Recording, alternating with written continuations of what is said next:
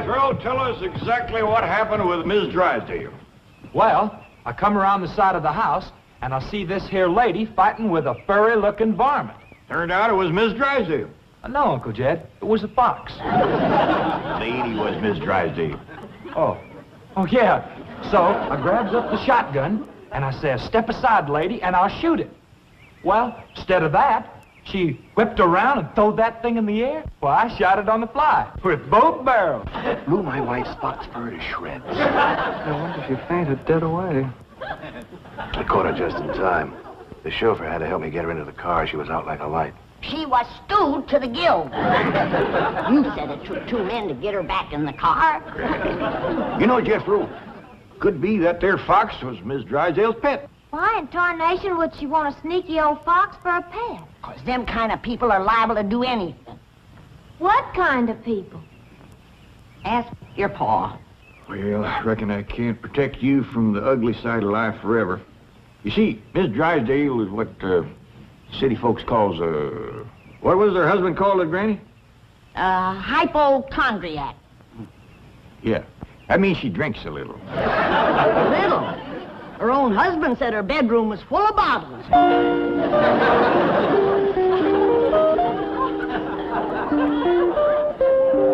The doctor says she'll sleep for several hours. He gave her a sedative. What about Claude? Oh, she insisted that he have a sedative, too. Poor dog, he's probably the first canine hypochondriac. Well, let's be thankful for one thing, Mr. Drysdale. What's that? The tree outside the window. It completely obscures her view of the Clampett estate. Yes.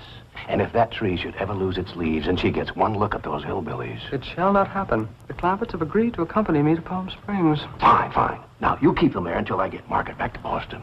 Can do and will do. Maybe it's for the best that you know about that poor woman next door, Ellie. Now you can pitch in and help us get her cured. Yep. I'll need you to help find the makings from a sobering up mash. That's what I'll give her first. But Miss Jane said she was taking us to Palm Springs. Folks don't run off and leave the neighbors when he's in trouble. What all you gonna need for your sobering up mash, Granny? Well, most of the stuff I got. But it takes cocoon root, wretchweed, sourdough, skunk oil, chimney soot, spider webs, horse mint, snake wort, pepper leaves, chicken gizzards, stump water, coal oil, slippery elm ooze, and turpentine, and a few more things that's secret. Oh, and the biggest toad you can find. Granny, you use a live toad? That's just for testing. I give it a swaller to see how far it jumps. Last time Granny used a sobering up mash, set a new record. Clean over the top of Alverny Bradshaw's clothesline. That's tall jumping for a toad. Oh, this wasn't no toad. This was Alverny's husband, Homer. It was him Granny was sobering up. Well, if you're going out in the brush hunting stuff for Granny, you'd best put on some old clothes. Okay, Pop. Well, let's get it going.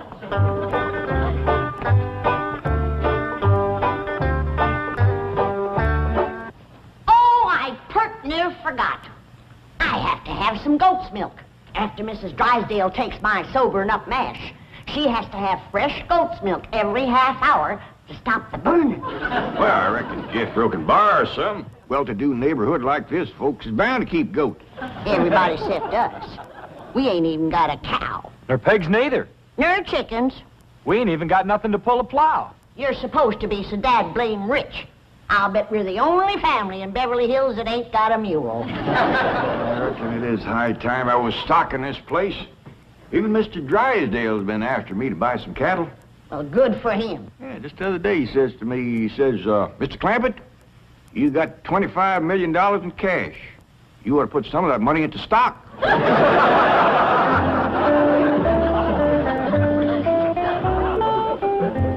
Well, we better get busy now if we're going to find... There goes that music again. Jethro, did you ever find out where that's coming from? No, sir, I didn't. Every time I went to looking for it, somebody always come to the door. This time I'm gonna find it for sure. Yeah, good hunting. Me and Granny will be figuring out what stock to buy.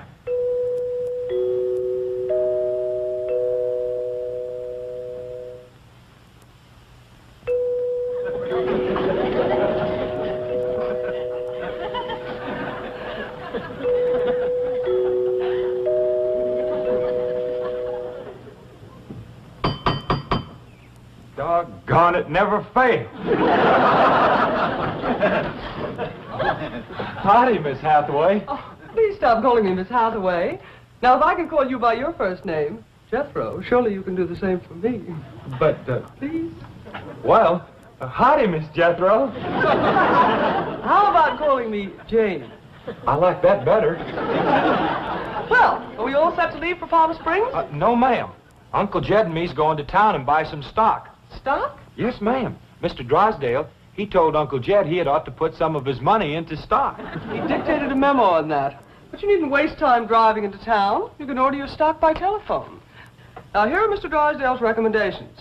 He doesn't want your Uncle Jed to get a bum steer. Oh, Uncle Jed, he wouldn't buy no bum steer. He has to be cautious in the bull market. You gotta be careful with cows, too. Jethro, you have the most delightfully bucolic sense of humor. Now then, would you like to ride to Palm Springs with me, or would you prefer to drive and meet me there? Jethro, Oh, yes, ma'am. would you like to drive your own car? Oh, yes, ma'am. I like to drive. Very well. I have typed out explicit directions. I've even drawn a map showing the exact location of the hotel. They have a lovely pool, and... Jethro, Oh, yes, ma'am. I'm taking a bikini to Palm Springs. Is that faster than a train? Jethro, you dear naive boy. You shall see when we go swimming. You Tarzan. Me Jane. No, ma'am. I'm Jethro Bodine. I almost hate to see you change. I ain't gonna change. Oh, yes, you will. Under my tutelage, you will become an educated man of letters. Someday I shall introduce you as Jethro Bodine.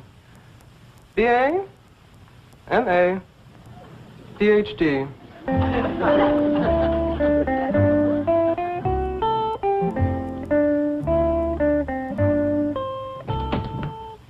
Awful smart woman, but that ain't the way you spell Bodine.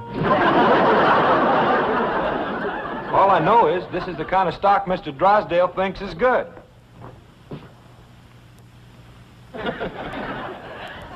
What does that say? IBM. What's that spell? IBM? What's a IBM? I don't know. Next it's got, Us's. Us's. Well, that's what's wrote there. USS. So it makes sense. Well, maybe it ain't Mr. Drysdale's fault. Just between you and me, that Miss Hathaway can't spell for sour grape. I don't need this list nohow. Me and Granny's already figured out what we want. That's right. A pair of goats, 3 pigs, 4 cows, a bull, a mule, and a dozen chickens. Reckon we get all that on the truck? Don't have to. Miss Hathaway says just call on the telephone and they bring 'em out. Oh, now, ain't that nice? Hello? Jed, I watched that banker feller. You have to stick your finger in them holes and spin her a while. All right.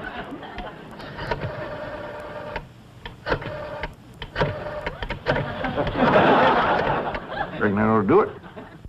Operator, Oh, howdy, ma'am. This here is Jed Clampett. I'd like to buy some stock. what number do you wish?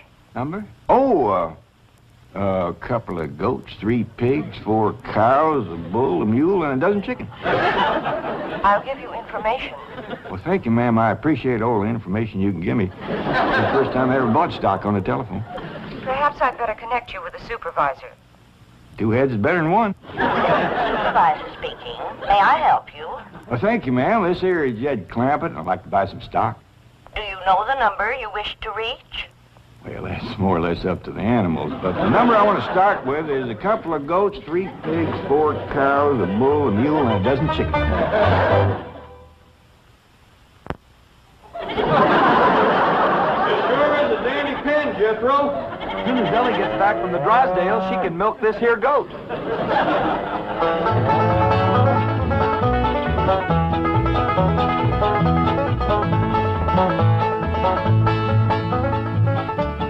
Mr. Drysdale sure has got a nice house, ain't he, Granny?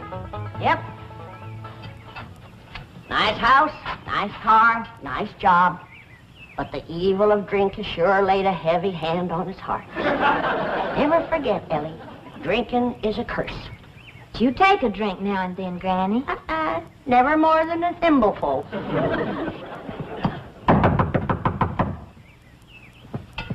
Oh, Ellie, you might have to hold Mrs. Drysdale while I spoon my sobering up mash down her. I'll throw a double scissors and an arm lock on her. Just so you don't cut off her wind, if she can't breathe. Howdy. We've come to see Miss Drysdale. I'm sorry, madam, but Mrs. Drysdale cannot be disturbed. Are you her kin? I'm a butler. Oh, that must have been her maiden name. You were taking care of her, are you? I am a butler, madam. Well, I'm glad to see that her family ain't ashamed to help her. Whom shall I say called? Well, this here's Granny, and I'm Ellie Mae. Pa and Jethro would have come too, but they're busy with the cattle. Very good. Hold on now. We've come to see Miss Drysdale. Mrs. Drysdale is indisposed, madam. She is not receiving. Oh, still sleeping it off, huh? Well, when she comes to, you just spoon half of this down her and then stand back. Yeah, she'll commence to doing some tall jumping. Don't fight you. We'll be back later with the goat's milk. Want me to stay and help you do for Miss Drysdale? We are managing, thank you. Are you doing the washing and the cleaning and the cooking for her? Certainly not. Oh, just letting it pile up on her, huh? I am a butler. Oh. Want me to haul him out of there, Ranny, and wrestle him down? Kin folks have certain rights. Family comes first. He sure is proud of that family name, ain't he? Yeah. To hear him talk, the butlers don't get wet when it rains. Did you say something, dear? Well, speak up, dear. Can I get you something? Come in. I beg your pardon, sir. The butler said some people from a ranch brought this for Madame. From a ranch? Well, he said they mentioned cattle. They call themselves Granny and Ellie Mae. The Clamperts. They haven't gone to Palm Springs. Yes, sir. Get him in through that gate. That's the way. Suey, pig, pig. Ah! Get in there. Get in there, pig. Get in, pig. Come on. Get pig. That's the way. Suey. No, surely not. Marie, tell me I'm hearing things. You're hearing things, sir. Cows, chickens, pigs, goats. No.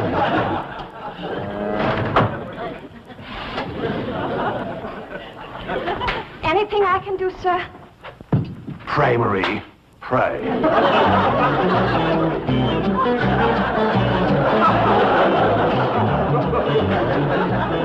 Hold your horses, I'm a-coming. Oh, howdy, Mr. Drysdale. Did your wife take May? Where's your father? He's tending the cattle.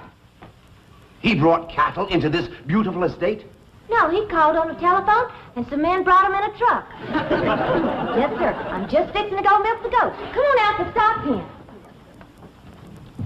Stock pen.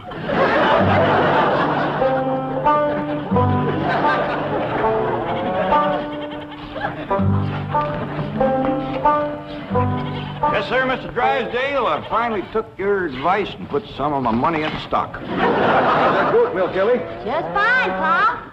You sure is a dandy pen, Mr. Drysdale. Yeah, good stout fence around outside. Of course, that one across the middle ain't so much. Bulls already jumped it twice, and it ain't even mating season.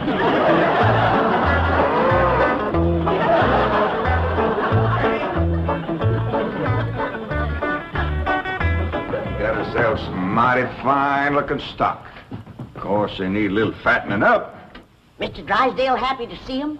Granny, he was so happy he couldn't talk. He just kind of hung on a fence and made little gurgling noises in his throat. Well, that poor man has some joy coming to him. I'm glad to be able to help him to forget his trouble for a spell. Here's the goat's milk, Granny. Oh, good, Ellie. Now, you run that right over to Mrs. Drysdale. That sobering up mash smarts considerable unless you follow it up with fresh goat's milk. Ellie, Mr. Drysdale ever find his tongue? Yeah, Pa. Whilst I was milking the goat, I heard him kind of mumbling like he was giving thanks. He says, "Oh, what have I done to deserve this?" Lord love him. Ain't that pitiful? Hurry, child, now hurry. You know, Granny, it gives a person a mighty good feeling to help a neighbor. You betcha. And he needs us, because his wife's kin ain't no help. Who's that? That high and mighty Mr. Butler. That's who came to the door when Ellie and me took the mash over. Wouldn't let us see Miss Drysdale. Now, you can't hardly blame him for not wanting folks to see it. Uncle Jed, the bull jumped that little fence again, so I tied him back over on his side. Where's Mr. Drysdale? I asked him to come in for some coffee. It was the funniest thing what happened to him. You know how he was hanging on the fence of the stock pen? Kind of gurgling and mumbling happy-like? Yeah. Well, all of a sudden, he points up towards his house and says, "My wife, that's her window." Then he goes tearing off into the bushes like a bear was after him. She took some mash and he seen her jumping. Like Ellie, he's going to get there with the goat's milk just in time. Oh, Sonny, Sonny, your mumsy just had the most ghastly dream.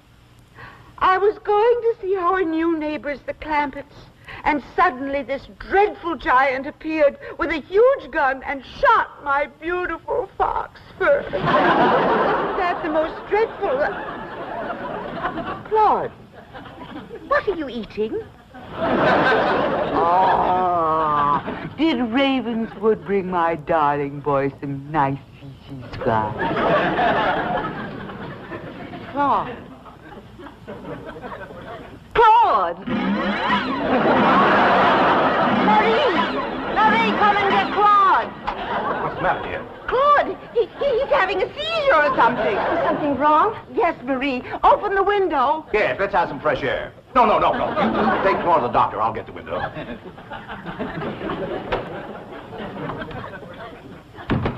Well, darling, how do you feel? Dreadful. My nerves are shattered.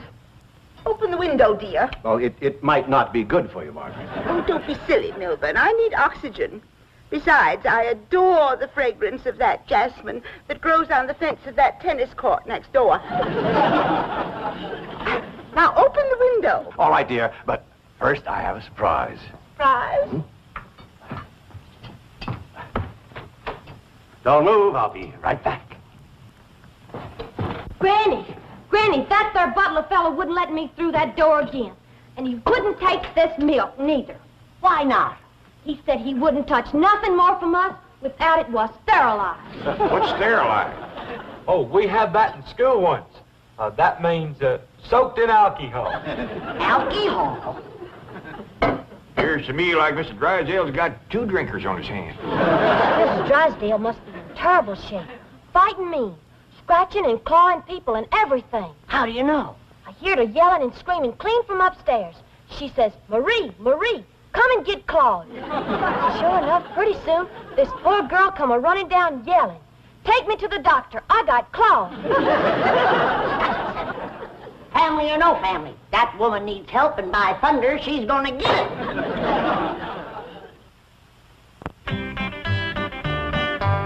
Surprise! Surprise! Milburn, have you taken leave of your senses? You know I'm much too nervous to watch television. But, darling, the doctors in Boston said your nerves were just fine. Those Boston doctors. They had the audacity to tell me that I was perfectly healthy. I said, I'm not paying you all that money to tell me I'm healthy. Milburn, I do not want to watch television. Well, you don't have to watch it, dear. Just listen.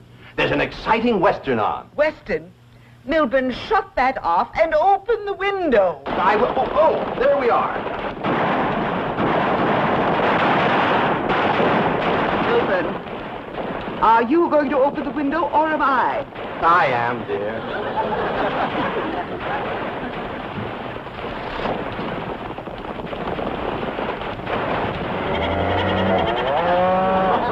There, you see, the cattlemen and the sheepmen are fighting it out. Well, if you won't turn it off, I will. Oh, dear, I do admit that's a very old plot, but I'm sure we can get something better.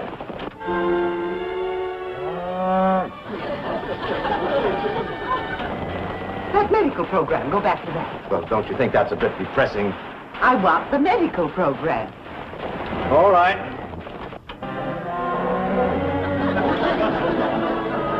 Milburn, I still hear the cattle and the goats. Yes, you see, this is the latest thing in television program. A medical western. Medical western? Yes, I think it's called Sagebrush Surgeon. That's the window he pointed to right there. I've got to get some fresh goat's milk up to that woman some way. I could shinny up the tree and climb right in that window. Oh, Jethro, it ain't fitting for a man to be in a woman's bedroom. How about me? No, Ellie. You're too young to handle somebody wrestling in the grip of old John Barleycorn. I got to get up there and have a goat handy to milk ever so often. I think I got it figured out, Granny. What? I'll get a rope, throw it over that limb, hoist you up to the window.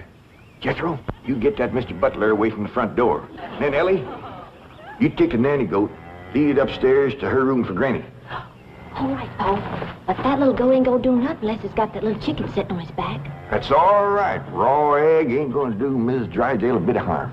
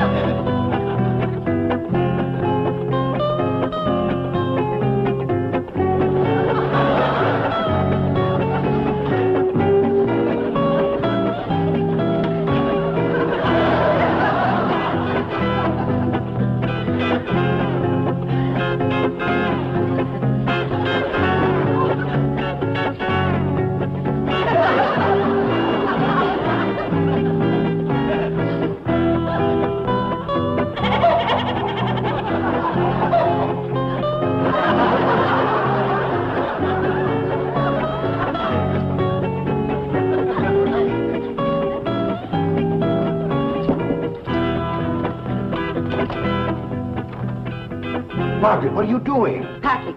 I'm leaving immediately. Oh, don't leave me. I love you. I love you too, Milburn.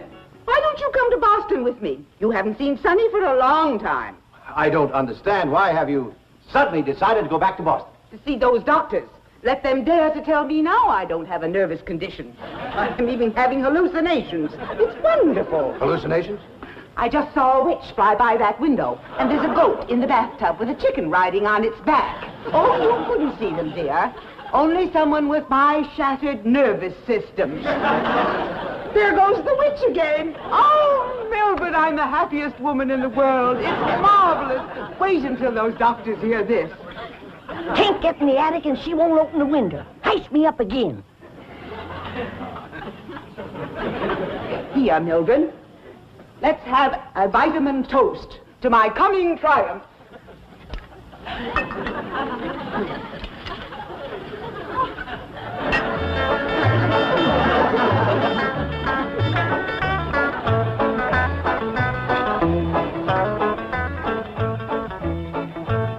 It's too late, Jed. What do you mean, Granny? We didn't get to her in time. Now she's got her husband on the stuff.